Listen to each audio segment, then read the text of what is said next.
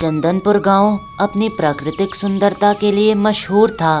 पर एक वर्ष ऐसा आता है जब गांव को नज़र लग जाती है और गांव में बहुत ठंड होने लगती है।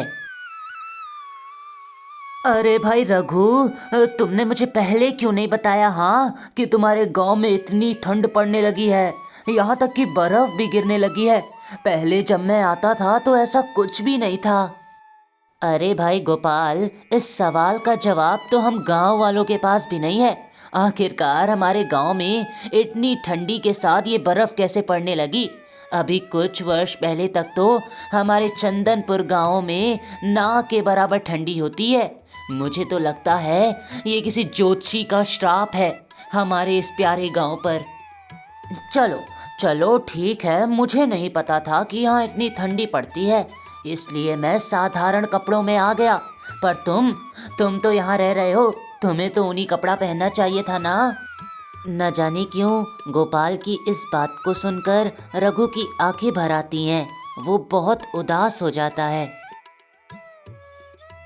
अरे रघु, रघु मेरे दोस्त, क्या हुआ? अरे मैंने ऐसा क्या बोल दिया कि तेरा चेहरा ही उतर गया और तेरी आंखों में आंसू? सच सच बता, क्या बात है? पूछ मत गोपाल, इस ठंड के मौसम में तो खाने तक का एक वक्त का राशन तक नहीं है। और बात रही ऊनी कपड़ों की, तो वो मैं कहाँ से लाऊंगा? मेरी बेटी अंदर ठंड से ठिठुर रही है। मैं उसके लिए एक कंबल तक नहीं ला सकता हूँ। अब तुम ही बताओ क्या करूँ? अपनी दोस्त की इस हालत के बारे में सुनकर गोपाल भी चिंतित हो जाता है। उसका चेहरा भी उदास पड़ जाता है। तुझे तो पता है ना मेरे दोस्त, मैं कुल्फ़ी बेचा करता था। हमारे गांव वाले कितने चाव से वो कुल्फ़ियाँ खरीदा करते थे। पर जब से ये इतनी ठंड पड़ना शुरू हुई है, कोई भी उन कुल्फ़ियों को हाथ नहीं लगाना चाहता है। न जाने क्यों मेरे साथ ही हमेशा ऐसा होता है। उसी गांव के छोर पर सेठ जयशंकर की एक बड़ी सी कंबल की फैक्ट्री थी। दूर दूर से लोग वहां पर कंबल खरीदने आया करते थे। अरे भाई मंगरू, मैं तुम्हारे सेठ के यहाँ से कल कंबल लेकर गया था। यहाँ से ले गया था तो वो बिल्कुल ठीक थी, पर घर ले जाकर जब मैंने उसे खोला तो वो फटी निकली। हर जगह से फटी जली हुई सी कंबल थी। मुझे वापस करना है भाई वो। अरे काका, आपका दिमाग उमाग तो ठीक है। आपको पता है ना, हमारे दुकान से एक बार जो चीज़ खरीद ली जाती है, हम उसे वापस नहीं करते हैं। अगर हमने उसे वापस कर भी लिया तो आप ही बताइए, आपकी वापस की गई उस कंबल को और कौन खरीदेगा? ऐसा मत करिए। वो कंबल मैंने बड़ी मेहनत से खरीदा था। मेरी उसमें न जाने कितनी कमाई लगी है। अगर मैं कंबल नहीं ले जाऊंगा तो मेरी बूढ़ी पत्नी का क्या होगा? वो पहले से ही ठंड से पीड़ित है। आप लोग इस बूढ़े पर दया कीजिए।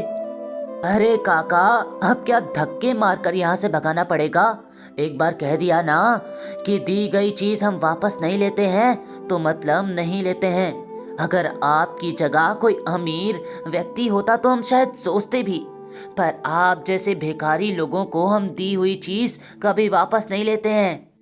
एक काम करो मंगरू, इन बूढ़े काका को बाहर का रास्ता दिखा दो, और ना माने तो एक दो लाठी भी दिखा देना। अच्छा, मैं घर जा रहा हूँ। आज सुबह से यहाँ कुर्सी बैठे बैठे मेरा कमर दर्द हो रहा है। अब घर जाकर मैं आराम करूँगा, तुम ये सब संभाल लेना। सेठ जयशंकर गांव का सबसे अमीर व्यक्ति था। यहाँ तक कि पूरे बांधवगढ़ में उससे अधिक अमीर व्यक्ति और कोई भी नहीं था, परंतु वो एक लालची व्यक्ति था। अरे भाई ठकुराइन, तुमको पता है, रामगढ़ गांव में एक व्यक्ति हमारा प्रतिद्वंदी बनना चाहता था।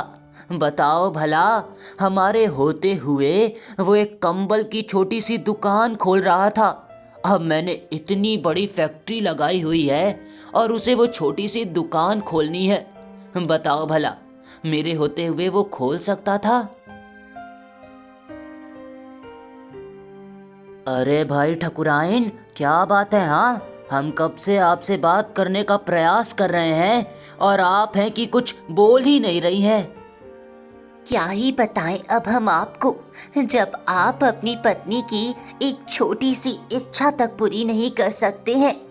मेरा गला न जाने कितने महीनों से सूना पड़ा हुआ है। मैं कब से आपसे एक हीरो का हार मांग रही थी, पर आप मुझे वो दिलवा ही नहीं रहे हैं। आप बहुत बुरे हैं। हीरो का हार चाहिए तुमको? अरे का करोगी इतने हार का? ये एक बंडल सोना अपने गले में लटकाई हो और क्या चाहिए तुम्हें? मत दिलाइए आप हार। एक काम करिए, उन पैसों का हार बनाकर अपने गले में पहन लीजिए। सच में आप बिल्कुल कंजूस हैं। अपनी पत्नी की ये छोटी सी इच्छा पूरी नहीं कर सकते हैं। मैंने आपसे बस एक हीरो का हार ही मांगा था। तभी जयशंकर की इकलौती बेटी उस कमरे में आती है। लो लो, आ गई हमारी बिटिया, आ गई हमारी जिगर का टुकड़ा, हमारी दुर्गा है दुर्गा। आखिरकार इसे स्त्री कहते हैं भाग्यवान। देखो, अगर तुम्हारी जैसी स्त्री होगी तो ये पूरी हवेली को गहना बनाकर अपने गले में लटका लेगी। पर मेरी बिटिया बहुत समझदार है, फालतू चीज़ों में खर्चा नहीं करती। पिताजी ये देखिए इस महीने की लिस्ट। इस महीने हमारी फैक्ट्री ने सबसे अधिक मुनाफा किया है। आखिरकार ठंड इतनी ज़्यादा बढ़ गई है, दूर दूर तक गांव के लोग, यहाँ तक कि शहर के लोगों ने भी हमारी ही फैक्ट्री से कंबल खरीदा है पिताजी। हाँ तो भाई, मुनाफा होगा कैसे नहीं? हाँ, बांधवगढ़ में एकमात्र फैक्ट्री हमारी ही है और जितनी भी दुकानें थी मेरे आदमियों ने बंद करवा दी। और भाई अब मैंने फैसला किया है कि हम लोग कंबल और रजाइयों के दाम दुगने कर देंगे, जिससे ये मुनाफा भी अगले महीने तक दुगना तिगुना हो जाए बिटिया। पर पिताजी आप तो जान ही रहे हैं इस वर्ष कितनी ठंड पड़ रही है। हर घर में रजाई और कंबलों की ज़रूरत है। अगर हम लोग इस तरह दाम बढ़ा देंगे तो गरीब लोगों का क्या होगा? वो गरीब लोग आखिरकार कंबल कैसे खरीद सकेंगे? ये लो कर दी आखिरकार बेवकूफ़ी वाली बात। अभी अभी मैंने तुम्हारी इतनी तारीफ की। चलो चलो, मैं अपने सारे शब्द वापस लेता हूँ। और गांव वालों की चिंता तुम मत करो बिटिया, तुम बस इस ऐशो आराम में जियो, इस धन का फायदा उठाओ केवल। शाम का वक्त था। बाहर तेज ठंडी हवा चल रही थी और अंदर रघु का परिवार ठंड में ठिठुर रहा था। अच्छा हुआ ये गोपाल भैया अपने संग इतना ढेर सारा प्रसाद ले आए, उससे हम सबका पेट भर गया। वरना आज तो खाना बनाने का बिल्कुल भी राशन नहीं था। हाँ भाग्यवान, मैं खुद को इतना बेबस महसूस कर रहा हूँ कि मैं तुम्हें बता भी नहीं सकता हूँ। आखिरकार मैं करूँ तो करूँ क्या? एक ही काम तो मुझे आता था और इस ठंड ने वो भी बर्बाद कर दिया। अब मैं क्या करूँ? अपने परिवार को कैसे चलाऊँ मैं? ऐसे ही चलता रहा तो हम सब ठंड से मर जाएंगे। हम लोगों को कुछ तो करना ही पड़ेगा। देखिए ना, बिट्टी को कितनी ठंडी लग रही है, वो कंबल भी फटी हुई है। आखिरकार हमें कुछ तो करना होगा। एक कंबल की जरूरत है, ऊपर से वो दरवाजा भी टूटा है। हाँ सही कहा सुनीता, इस दरवाजे को भी हमारा साथ अभी ही छोड़ना था। बाहर से इतनी ठंडी ठंडी हवाएं अंदर आ रही हैं, हमारा तो जीना दुश्वार हो गया है। कंबल लाऊं, राशन लाऊं या फिर ये दरवाज़ा बनवाऊं, मुझे तो कुछ भी समझ नहीं आ रहा है भाग्यवान, कुछ भी। आप एक काम कीजिए, मेरा ये मंगलसूत्र बेच दीजिए और साथ में ये कंगन भी। उससे ये दरवाज़ा भी बन जाएगा, कंबल भी आ जाएगी और कुछ दिनों का राशन भी आ जाएगा। नहीं, ये तुम क्या कह रही हो भाग्यवान? ये मंगलसूत्र और ये कंगन मैं किसी भी कीमत पर नहीं बेच सकता हूँ। आखिरकार हम भूखे ही क्यों ना रह जाएं, हमें ठंड ही क्यों ना लग जाए, पर ये गहने तुम्हारे मान सम्मान है। मैं इन्हें किसी भी कीमत पर नहीं बेचूंगा, तुम समझ रही हो ना? जिद मत कीजिए, मेरी बात मान जाइए। इन गहनों से अधिक मेरी बिटिया की जिंदगी मेरे लिए अनमोल है। ये गहने तो बाद में भी आ जाएंगे, पर अगर उसे कुछ हो गया तो मैं क्या करूंगी? सबसे पहले रघु कंबल लेने सेठ जयशंकर की फैक्ट्री पहुंचता है। अरे भाई देखो देखो, चमत्कार हो गया। आज हमारी फैक्ट्री में स्वयं रघु जी आए हैं। कभी ये अवसर नहीं मिल सका कि हम आपकी सेवा कर सके। रघु जी आइए आइए, हमारी फैक्ट्री में आपका स्वागत है। बताइए हम आपकी क्या सेवा कर सकते हैं? हाँ, वो मैं यहाँ पर कंबल लेने आया हूँ सेठ जी। आप मुझे कोई अच्छा सा कंबल दिखा दीजिए कृपया करके। तुम कंबल खरीदोगे? सच सच बताना रघु, कहीं तुम यहाँ पर मजाक करने तो नहीं आए हो? मुझे तो लगता है ये मजाक ही करने आया है, पर आज हम मजाक के मूड में नहीं हैं। मुझे तो लगता है इस पर लाठी बरसानी होगी। बता रघु, तू यहाँ पर टाइम पास करने आया है? हमारा इतना अच्छा काम चल रहा है तो इस काम में बाधा उत्पन्न करने आया है? बोल बोल। मैंने कहा ना, मैं यहाँ पर कंबल लेने आया हूँ। आप लोग चुपचाप मुझे कोई कंबल क्यों नहीं दिखाते? मैं पैसे भी लाया हूँ। कंबल लेकर फिर रघु अपने घर पर पहुँचता है, पर जब वो कंबल खोलता है तो फिर उसे बहुत बड़ा झटका लगता है। ये क्या? आप तो कंबल लाने गए थे ना, पर ये तो कोई मामूली सी चद्दर है। इस चद्दर से हमें क्या ही राहत मिलेगी? पर ऐसा कैसे हो सकता है? वहाँ फैक्ट्री पर मैंने तो एक कंबल ही पसंद किया था। मैं वहाँ से कंबल ही खरीदा था, पर न जाने ये चद्दर कहाँ से आ गया। मुझे तो लगता है उस सेठ ने हमारे साथ धोखा किया है। ये उसने अच्छा नहीं किया। हमने पैसे दिए हैं उस कंबल के बदले। हम इस तरह पीछे नहीं रह सकते।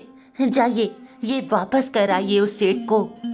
उस चादर को वापस करने के लिए रघु सेठ जयशंकर की फैक्ट्री पर दोबारा आता है। ये लीजिए आप लोग अपना चद्दर। आप लोगों ने क्या मुझे मूर्ख समझ रखा है? जब मैंने यहाँ पर कंबल के सारे पैसे दिए थे और कंबल पसंद किए थे, तो आखिरकार झोली में मुझे ये चादर कैसे मिली? हाँ, ये चादर मैं नहीं लूँगा। आप लोग इसे वापस कीजिए।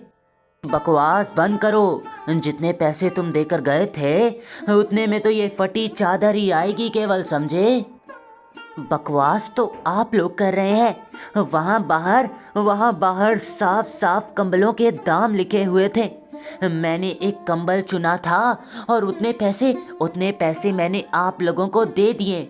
अगर आप लोग मेरा ये चद्दर वापस नहीं करते हैं तो मैं विद्रोह करूँगा आप लोग के खिलाफ। अरे जो करना है कर ले, हम तुझसे डरते नहीं हैं, समझा तू? और वैसे भी हमने कंबलों के दाम बढ़ा दिए हैं और वो कल ही बढ़ाए हैं, तो तुझे पता कैसे रहेगा? हाँ चल, तेरी गलती नहीं है, पर हम इतने अच्छे नहीं कि इन कंबलों को वापस कर लें। रघु अपनी झोपड़ी के बाहर गांव वालों की भीड़ इकट्ठा करता है और उनसे कहता है, देखो दोस्तों, हमारे गांव में एक बार फिर से पंचायत का चुनाव होने वाला है। इस बार हम लोगों को अपना फैसला अच्छे से लेना होगा।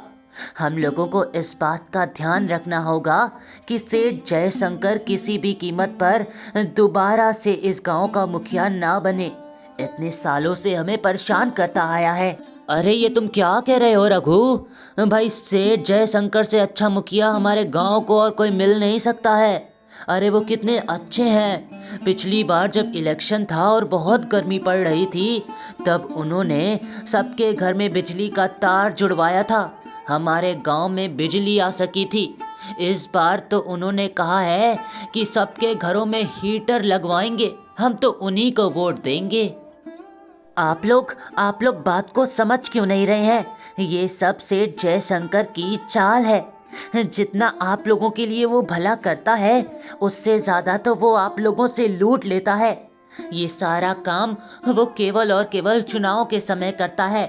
और पूरे 5 वर्ष वो जनता को केवल लूटता रहता है। रघु बिल्कुल ठीक कह रहा है गांव वालों। हम लोगों को चतुराई से काम लेना चाहिए। वो सेठ हम लोगों का फायदा उठाता है। आज हमारी मदद करेगा, फिर 5 वर्ष वो केवल आनंद उठाएगा। इस बार फैसला सोच समझ कर करना होगा। गांव के लोग किस तरह सेठ जयशंकर के खिलाफ हो जाते हैं, ये बात अभी तक उसे पता भी नहीं चल पाती है।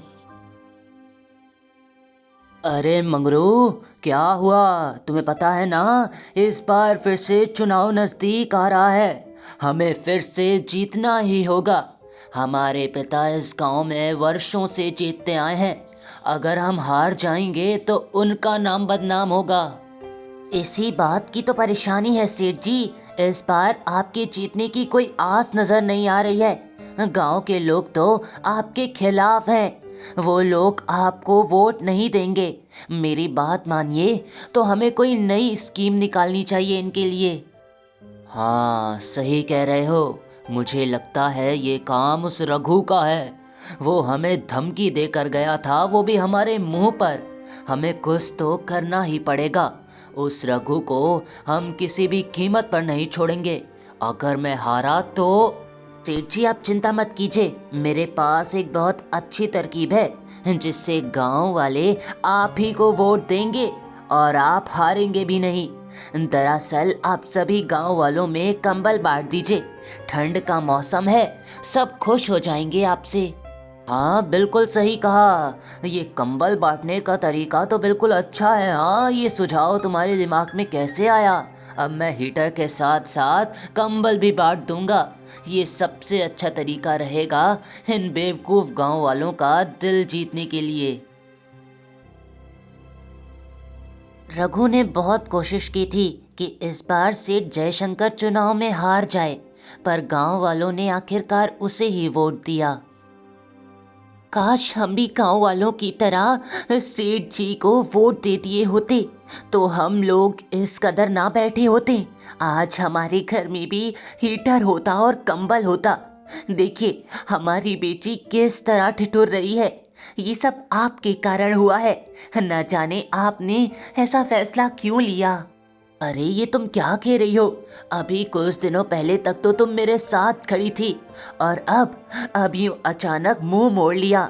आखिरकार तुमने ऐसा क्यों किया? तुम जानती हो ना कि वो सेठ झूठा है और मैं कभी झूठ का साथ नहीं देता। मैंने सत्य का साथ दिया है, उस चतुर सेठ का नहीं। हाँ, पर आपकी इस फैसले से हमें क्या ही मिल गया? वो सेठ एक बार फिर से गांव का मुखिया बन चुका है। अब 5 वर्षों तक वही गांव का मुखिया रहेगा। हमें कुछ भी नहीं मिला है। अरे यशोदा, तुम बस देखती जाओ, ये चतुर लालची सेठ हम गांव वालों को किस तरह बर्बाद करेगा। उस हीटर और कंबल के बदले न जाने वो हम गांव वालों से कितनी वसूली करेगा। इस सेठ के खिलाफ हम कुछ भी कार्रवाई नहीं कर सकते हैं। ये गांव वाले भी एक नंबर के बेवकूफ हैं। एक दिन रघु के घर के बाहर एक साधु महाराज भिक्षा मांगने आते हैं। अरे पुत्र, कुछ खाने को मिल सकता है क्या? मैं बहुत दिनों से भूखा हूँ। अरे महाराज, आप गलत व्यक्ति के पास आ गए हैं। मैं वो व्यक्ति हूँ जिसके पास खुद ना खाने को है और ना घर चलाने को। हम अपना ही पेट बड़े मुश्किल से भर पा रहे हैं। आखिरकार आपको कैसे खिला सकेंगे? हमें क्षमा कर दीजिए महाराज, क्षमा कर दीजिए। तभी अंदर से रघु की पत्नी आती है और एक पोटली साधु महाराज के हाथों में थमा देती है और फिर उनसे कहती है, महाराज जी, मुझे माफ़ कर दीजिए। मेरे पास आपको ज़्यादा कुछ खिलाने को तो नहीं है, पर ये रोटी और गुड़ है थोड़ा सा। आप इससे ही अभी अपना थोड़ा सा पेट भर लीजिए। हम आपको और कुछ खिलाने की हिम्मत नहीं रखते हैं महाराज जी। अरे पुत्री, ऐसा मत कहो। ये तो मेरे लिए 56 भोग के समान है। तुम लोगों ने एक साधु का पेट भरा है, मैं न जाने कितने वर्षों से तपस्या कर रहा हूँ, एक अघोरी हूँ। तुम लोग बोलो, बोलो तुम लोगों को क्या चाहिए। तुम लोगों ने मेरा मन प्रसन्न कर दिया है। तुम लोग जो भी मांगोगे मैं इच्छा पूरी करूँगा। ये बात सुनकर उन दोनों को थोड़ा आश्चर्य होता है, पर फिर रघु कहता है, साधु महाराज, मुझे नहीं पता कि आप मजाक कर रहे हैं या सच बोल रहे हैं, परंतु अगर आप सच बोल रहे हैं तो कृपया करके हमारे गांव को पहले की तरह हरा भरा कर दीजिए। न जाने हमारे गांव को क्या हो गया है। यहाँ तो कभी ठंडी तक अच्छे से नहीं पड़ती थी और अब अचानक इन 2 वर्षों से बर्फ गिरने लगी है। हमारा भला कीजिए महाराज। अरे रघु, तुम तो कितने साफ दिल के हो, बिल्कुल मेहनती व्यक्ति हो तुम चाहते तो अपने लिए कुछ महंगा तोहफा मांग सकते थे, परंतु तुमने सभी गांव वालों के बारे में सोचा। तुम एक बहुत अच्छे व्यक्ति हो। मैं तुम्हारी ये इच्छा अवश्य पूरी करूंगा। ये गांव हरा भरा कर दूंगा। अचानक गांव से बादल छट जाते हैं, पूरे गांव में हरियाली छा जाती है और बर्फ का तो नामो निशान नहीं बचा था गांव में। अरे ये क्या, ये हमारा गांव तो सच में वापस से ठीक हो गया। हमारा चंदनपुर। आपका बहुत बहुत धन्यवाद महाराज जी। आपने हम पर बहुत बड़ी कृपा की है। आपका बहुत बहुत धन्यवाद। अरे ये तोहफा तो सभी गांव वालों के लिए था, तुम्हारे लिए तो कुछ खास है रघु। जरा पीछे तो पलटो। जब वे लोग पीछे मुड़ते हैं तो देखते हैं कि वहाँ पर एक नई नवेली ऑटो रिक्शा खड़ी थी। ये देखकर वो लोग बहुत खुश हो जाते हैं। तुम लोग बहुत नेक हो। मैं न जाने कहाँ कहाँ गया, पर किसी ने भी मेरी मदद नहीं की। तुम लोगों के घर में खुद खाने के लिए भोजन नहीं था, परंतु जितना हो सका तुम लोगों ने मेरी मदद की। ये छोटा सा तोहफा मेरी तरफ से। साधु महाराज की बातें सुनकर रघु की आंखों में आंसू भर आते हैं, पर इस बार ये आंसू खुशी के थे। यहाँ गांव वापस से जैसे ही ठीक होता है, सेठ जयशंकर की सारी काली करतूतें लोगों के सामने आ जाती है। उसने अपना फैक्ट्री खड़ा करने के लिए न जाने कितना बड़ा लोन लिया था। अब उस लोन को चुकाने के लिए उसे अपना वो आलीशान हवेली बेचना पड़ता है। इस बात से सेठ जयशंकर के हृदय पर बहुत ठेस पहुंची थी। बाबा ये आपने क्या किया? मैं आपको लगातार पैसे देता था ना, और आपसे कहा भी था कि गांव में ये ठंडी बरकरार रहनी चाहिए। क्या हुआ आपकी उन काली शक्तियों का, जिसके चलते आप ये सब करते थे? क्या आपके मन में और लालच आ गया था? बोलिए। कितनी बार बोलूं, आखिरकार कितनी बार बोलूं सेठ, ये काम मेरा नहीं है, ये काम किसी और बाबा का है। किसी अघोरी ने मेरी शक्तियों को रोक दिया है। अब इस गांव पर चाह कर भी वापस से बर्फ नहीं गिर सकती है। मेरी शक्तियां काम भी नहीं कर रही हैं। दूसरी ओर रघु का जीवन अब पहले से बहुत अधिक खुशहाल हो चुका था। वो अपनी पत्नी के साथ कमरे में बैठा था। अरे भाग्यवान, ये लो, देखो मैं तुम्हारा मंगलसूत्र और पायल दोनों ही छुटा लाया, और साथ में तुम्हारे लिए बाली भी लेकर आया हूँ। अब तो तुम खुश हो ना? सच में उन बाबा ने हमारी जिंदगी बदल दी, और ये सब तुम्हारे कारण हो पाया है।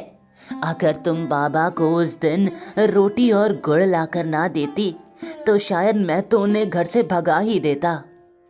अरे ये तो आपके कर्मों का फल है।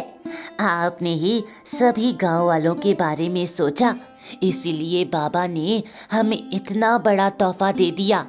अब हम भी खुश हैं और साथ में सभी गांव वाले।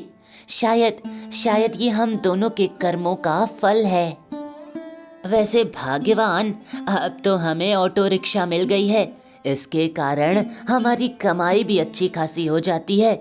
तो क्यों ना हम लोग अपनी गुड़िया का दाखिला स्कूल में करवा दें। और वो वैसे भी अब बड़ी हो रही है, अब पढ़ेगी लिखेगी तभी तो कुछ कर सकेगी, है ना? हाँ बिल्कुल ठीक कहा आपने। मैं भी यही सोच रही थी, हमारी गुड़िया हमारी तरह अनपढ़ ना रह जाए, वो बड़ी कंपनी में काम करे, बस हमारी यही इच्छा है। आप कल ही जाकर उसका दाखिला एक अच्छे से स्कूल में करवा दीजिएगा, ठीक है? सेठ जयशंकर अब एक झोपड़ी में रहने लगा था। अरे भाग्यवान, सुनती हो? मुझे बहुत तेज से भूख लग रही है, जरा खाना परोस दो।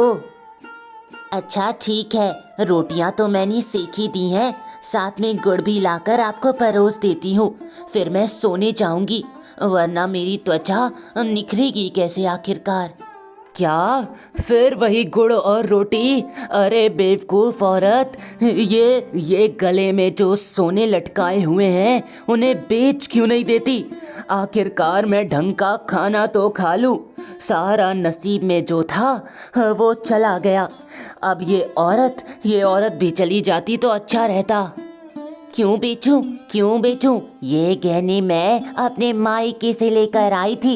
आपने तो मुझे आज तक कोई ढंग के गहने तक नहीं दिलवाए। ये गहने मैं कतई नहीं बेचूंगी। आपको जो मनाना है मनाइए, ये मेरी सुंदरता को और बढ़ाते हैं। मैं इन्हें किसी भी कीमत पर नहीं बेच सकती हूँ। ऐसे ही कुछ दिन बीत चुके थे। रघु का जीवन अब पहले से काफी सुधर चुका था। दिन उसका दोस्त गोपाल एक बार फिर उससे मिलने आता है।